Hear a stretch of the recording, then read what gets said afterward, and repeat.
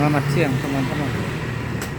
Situasi siang hari ini kurang 12 cukup listrik. Para pedagang kecil di depan sebuah rumah sakit swasta sibuk bikin juga parkir sepeda motor.